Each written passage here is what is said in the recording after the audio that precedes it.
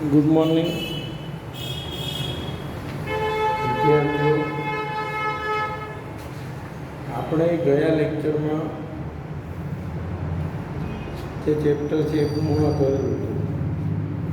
હવે આપણે ઇતિહાસમાં જે બીજો પાઠ છે, પ્રથમ વિશ્વયુદ્ધ અને રશિયન ક્રાંતિ. બરાબર છે. પ્રથમ વિશ્વયુદ્ધ અને રશિયન ક્રાંતિ. હવે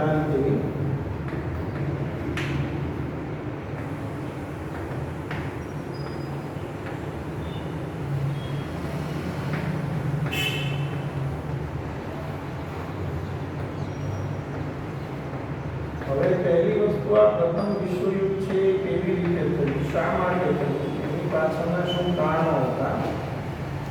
બરાબર છે. પ્રથમ વિશ્વયુદ્ધ 1914 થી 1919 બરાબર ના સમયગાળા દરમિયાન થયું. જ્યારે બીજું વિશ્વયુદ્ધ છે એ 1939 થી 1944 સુધી. તો હવે આપણે આજે પ્રથમ વિશ્વયુદ્ધ છે શા માટે થયું, એનું શું કારણ હતું, એના વિશે સમજવાનું છે. પેજ નંબર 10 ઉપર આપણે ટેક્સ્ટબુકની અંદર ધ્યાન રાખીશું. અને ખાસ હું જ્યાં તમને એમ કહું કે અહીંયા ટીક કરો એ જગ્યાએ તમે ટીક પણ કરતા જજો. તો પ્રથમ વિશ્વયુદ્ધ જે છે એ શા માટે થયું હતું, તો કે ઘણા દેશોની જે સંસ્થાનવાદી નીતિઓ હતી.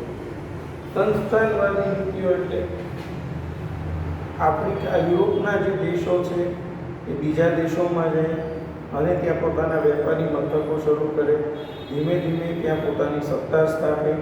અને આ જે સંસ્થાનવાદી નીતિઓ વધતી જતી હતી કે દરેક દેશ વિસ્તારવાદ તરફ, સંસ્થાનવાદ તરફ આગળ વધતો જતો. અને આ બધા કારણોસર પ્રથમ વિશ્વયુદ્ધ થયું. તો આપણે હવે સમજીએ છીએ આ સંસ્થાનવાદ તરફ યુરોપના દેશો કઈ રીતે વધ્યા હતા, ક્યાં ક્યાં એમણે સંસ્થાનો સ્થાપ્યા હતા, એ બધું આપણે સમજીએ છીએ. તો જો પશ્ચિમ યુરોપના રાષ્ટ્રોની સામ્રાજ્યવાદી ભૂખ અને પ્રદેશ લાલસાને લીધે, સામ્રાજ્યવાદની ભૂખ, એમણે પોતાનું વર્ચસ્વ જમાવ્યું, વિશ્વના બધા દેશોમાં પોતાની સત્તા સ્થાપી હતી. અને એ જે એમની જે સામ્રાજ્યવાદી વિચારસરણી હતી એની ભૂખ અને પ્રદેશ લાલસાને લીધે તેમણે એશિયા અને આફ્રિકાના દેશોમાં જઈને સંસ્થાનો સ્થાપ્યા અને તેમની સત્તાનો વિસ્તાર કર્યો. તેમણે એશિયા અને આફ્રિકાના જે દેશો છે ત્યાં આપણે જાણીએ છીએ ભારતની અંદર યુરોપીય પ્રજાઓ આવી હતી, તો એમણે એશિયા અને આફ્રિકાના દેશોમાં પોતાના સંસ્થાનો સ્થાપ્યા અને તેમની સત્તાનો વિસ્તાર કર્યો. પરિણામે યુરોપના દેશો વચ્ચે સંસ્થાનો સ્થાપવાની સ્પર્ધાઓ શરૂ થઈ હતી. પશ્ચિમ યુરોપના આ સંસ્થાન મુખ્ય દેશો એશિયા આફ્રિકાના દેશોને આર્થિક, સામાજિક અને સાંસ્કૃતિક નુકસાન પહોંચાડ્યું હતું. વિશ્વ રાજકારણમાં તેના એવા પરિણામો આવ્યા કે જેને લીધે પ્રથમ વિશ્વયુદ્ધ, રશિયાની બોલ્શેવિક ક્રાંતિ વગેરે જેવા અનેક બનાવોનું સર્જન થયું હતું. તો વિદ્યાર્થી મિત્રો, ચાલો આપણે તેનો વિગતે અભ્યાસ કરીએ. ટૂંકમાં એશિયા અને આફ્રિકાના દેશોની અંદર જે યુરોપના લોકોએ જે સંસ્થાનવાદી નીતિઓ અપનાવી, રશિયામાં જે બોલ્શેવિક ક્રાંતિ થઈ, એ બધું આપણે સમજીશું અને કઈ રીતે પ્રથમ વિશ્વયુદ્ધના બીજ રોપાણા એ પણ આપણે જાણીશું. તો પશ્ચિમ યુરોપ અને એશિયા આફ્રિકામાં સંસ્થાનો, એશિયા આફ્રિકામાં સંસ્થાનો સ્થાપવામાં પશ્ચિમ યુરોપના રાષ્ટ્રો મુખ્ય હતા. આપણે જાણીએ છીએ કે એશિયા અને આફ્રિકામાં સૌથી વધુ સંસ્થાનો સ્થાપવામાં કોણ મોખરે હતું, તો કે પશ્ચિમ યુરોપના દેશો. તેમની આ સામ્રાજ્યવાદી લાલસાને તેમના પડોશી રાષ્ટ્રોને પણ છોડ્યા નહોતા. અને એમની આ જે લાલસા હતી તેણે પડોશી રાજ્યોને પણ છોડ્યા હતા નહીં. નેધરલેન્ડ, બેલ્જિયમ અને લક્ઝમબર્ગ પર સ્પેનનો કબજો હતો. નેધરલેન્ડ, લક્ઝમબર્ગ અને બેલ્જિયમ પર કોનો કબજો હતો? સ્પેનનો. પાછળથી તેના કેટલાક પ્રાંતો ફ્રાન્સે પડાવી લીધા, પણ પછી અમુક એનો ભાગ જે હતો નેધરલેન્ડ, બેલ્જિયમ અને લક્ઝમબર્ગ, એના અમુક પ્રાંતો જે કોણે પડાવી લીધા? ફ્રાન્સે. પોર્ટુગીઝ શાસક બિનવારસ મૃત્યુ પામતા લોહીના સંબંધે સ્પેનના રાજા હસ્તક પોર્ટુગલ પણ આવી ગયું. હવે પોર્ટુગીઝ શાસક જે હતો એનો કોઈ વારસદાર નહોતો અને એનું મૃત્યુ થયું, અને મૃત્યુ થતાં એનો કોઈ વારસદાર ન હતો તો એના લોહીના સંબંધને કારણે, અને લોહીના સંબંધે સ્પેનના રાજા હસ્તક પોર્ટુગલ પણ આવી, એટલે સ્પેનના અંડરમાં હવે શું આવી ગયું? પોર્ટુગલ. જેને કારણે 6 દાયકા સુધી બિન યુરોપીય દેશોમાં સંસ્થાનો સ્થાપવાનો ઇજારો એકમાત્ર સ્પેન પાસે રહ્યો હતો. એટલે બિન યુરોપીય દેશ, યુરોપ સિવાયના દેશોની અંદર સૌથી વધુ સંસ્થાનમાં કોણ ફેલાવી રહ્યો હતો? સ્પેન. કારણ કે પોર્ટુગલ હતું, એના ઉપર પણ કોનો કબજો હતો? તો સ્પેનનો. કારણ કે એના જે રાજા હતો એનું મૃત્યુ થયું ત્યારે એને કોઈ વારસદાર નહોતું, ને વારસદાર નહોતું એટલે લોહીનો સંબંધ એને સ્પેનના રાજા સાથે હોવાથી તે ત્યાં એને એની પોતાની સત્તા સ્થાપી હતી. એ જ રીતે ફ્રાન્સ અને ઓસ્ટ્રિયાની પ્રદેશ ભૂખનો શિકાર ઇટાલી અને જર્મન રાજ્યો પણ બન્યા હતા. ફ્રાન્સ અને ઓસ્ટ્રિયા બે જે દેશો છે એની પ્રદેશ ભૂખનો શિકાર ઇટાલી અને જર્મન રાજ્યો પણ બન્યા હતા. જોકે જ્યારે એશિયા આફ્રિકાના દેશો પર સ્વતંત્ર યુરોપીય સત્તાઓની પકડ મજબૂત બની રહી હતી ત્યારે આ બધા દેશો સ્વતંત્ર થઈ ગયા અને તેમણે પણ પોતાના અગાઉના માલિકોના માર્ગે ચાલી એશિયા આફ્રિકાના કેટલાક રાજ્યોને પોતાના હસ્તક લીધા. એટલે કઈ રીતે આ સંસ્થાનવાદી વિસ્તાર વચ્ચેની વાત થઈ રહી છે? જો ફ્રાન્સ અને ઓસ્ટ્રિયાની પ્રદેશ ભૂખનો શિકાર ઇટાલી અને જર્મન રાજ્યો પણ થયા.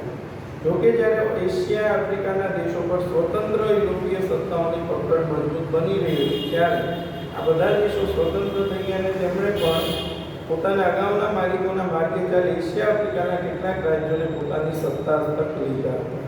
હવે એશિયામાં સંસ્થાનવાદ, ત્યાં જે પશ્ચિમ યુરોપ અને એશિયા આફ્રિકામાં સંસ્થાનવાદમાં આપણે જે સ્પેનની ને ફ્રાન્સની એની વાત કરી, હવે જે વાત થઈ રહી છે એશિયા, તો ભારતમાં આપણે જાણીએ છીએ કે કોણે પગદંડો બનાવ્યો હતો? ઇંગ્લેન્ડ. હવે ઇંગ્લેન્ડ આવ્યું, ઇંગ્લેન્ડ એટલે કે બ્રિટિશ ઈસ્ટ ઇન્ડિયા કંપની, બરાબર છે. ઇંગ્લેન્ડે ભારતમાં પગદંડો જમાવ્યા પછી ભારતના પડોશી દેશો શ્રીલંકા, મ્યાનમાર, સિંગાપુર અને મલાયા પણ સામ્રાજ્ય સ્થાપ્યું હતું. જો એશિયામાં સંસ્થાનવાદની આપણે વાત કરીએ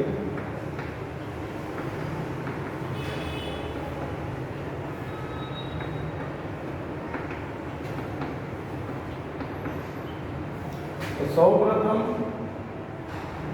ઇંગ્લેન્ડ છે એને ક્યાં વર્ચસ્વ જમાવ્યું? ભારત. ત્યારબાદ ભારતના જે પડોશી દેશો છે તો કે મ્યાનમાર, મલાયા, શ્રીલંકા, આ બધા દેશોની અંદર તેમણે પોતાનું વર્ચસ્વ જમાવ્યું, સામ્રાજ્ય સ્થાપ્યું. ઇંગ્લેન્ડ આગળ વધી ચીનમાં પ્રવેશ કર્યો અને આગળ એ લોકો ક્યાં ગયા હતા? ચીનમાં પણ ગયા. પરંતુ અફીણના વેપારના કારણે ઇંગ્લેન્ડ અને ચીન વચ્ચે યુદ્ધો થયા, બરાબર છે. પણ જે અફીણનો વેપાર કરતો હતો, અફીણ શું છે? કેફી પ્રકાર છે. તો અફીણના વેપારને કારણે ચીન અને ઇંગ્લેન્ડ વચ્ચે જે વિગ્રહો થયા તેને ઇતિહાસમાં અફીણ વિગ્રહ તરીકે ઓળખવામાં આવે છે. શેનો વેપાર કરતા હતા? અફીણ. અને અફીણનો વેપાર કરતા એટલે અફીણના વેપારને લીધે બધા ઇંગ્લેન્ડ અને ચીન વચ્ચે યુદ્ધો થયા જે ઇતિહાસમાં અફીણ વિગ્રહ તરીકે જાણીતા. આ યુદ્ધમાં ચીનનો પરાજય થયો.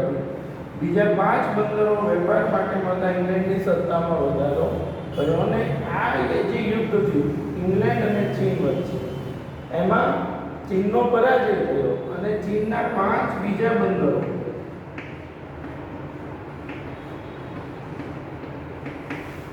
પર વેપાર કરવાનું ઇંગ્લેન્ડને